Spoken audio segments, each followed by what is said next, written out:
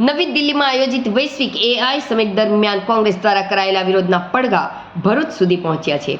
આ મુદ્દે ભારતીય જનતા પાર્ટી યુવા મોરચાએ કોંગ્રેસ પર આકરા પ્રહારો કર્યા છે। આજે ભરૂચ ખાતે ભાજપ યુવા મોરચા દ્વારા વિરોધ પ્રદર્શન યોજાયું હતું। યુવા મોરચાના પ્રમુખ વૃષભ પટેલ અને જિગ્નેશ મિસ્ત્રીની આગેવાની હેઠળ કાર્યકરો શહેરની જેપી કોલેજ ખાતે એકત્ર થયા હતા। ત્યારબાદ કાર્યકરો રેલી સ્વરૂપે શીતલ સર્કલ પહોંચ્યા હતા। ત્યાં તેમણે કોંગ્રેસ વિરોધી સૂત્રોચ્ચાર કરીને ઉગ્ર વિરોધ નોંધાવ્યો હતો। પ્રદર્શન દરમિયાન કાર્યકરોએ રાહુલ ગાંધી અને ભારતીય રાષ્ટ્રીય કોંગ્રેસના પુતળાનું દહન કરવાનો પ્રયાસ કર્યો હતો।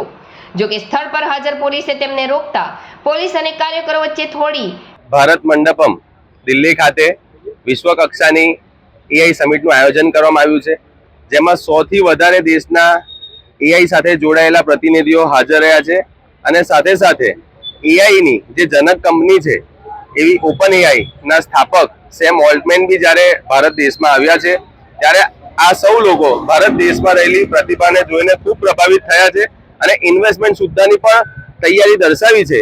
ત્યારે આ કોંગ્રેસીઓ દ્વારા એમના પેટમાં તેલ રેડાયું છે।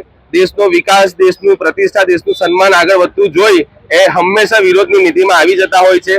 ત્યારે ગત રોજ કોંગ્રેસના અમુક કાર્યકર્તાઓ દ્વારા તેમની પાર્ટીની જેમ બિનઅધિકૃત રીતે પ્રવેશ લઈ અને નિર્વસ્ત્ર થઈને ભારત દેશના પ્રધાનમંત્રીશ્રીનો અને દેશમાં યોજાયેલ એઆઈ સમિટનો વિરોધ કર્યો છે, જે અમો યુવા મોરચો અને ભારતીય જનતા પાર્ટી ભરૂચ જિલ્લો સખત શબ્દોમાં વખોડી કાઢીએ છીએ અને ખાસ સંદેશો આપવા માંગીએ છીએ કે રાજનીતિમાં વિરોધ હોય ચોક્કસપણે એ માનવામાં આવે, પરંતુ જ્યાં દેશના આત્મસન્માન, સન્માન અને પ્રતિષ્ઠાની વાત હોય ત્યાં વિરોધ ન હોવો જોઈએ। છતાં જો એમની આ પ્રમાણેની માનસિકતા રહેશે તો આવનારા સમયમાં આ પ્રજા એમને કોઈ પણ જગ્યાએ શાસનમાં આવવા નહીં દે અને સક્રિય રાજનીતિથી પણ દૂર કરી દેશે। અસ્તુ, ભારત માતા કી જય, વંદે માતરમ।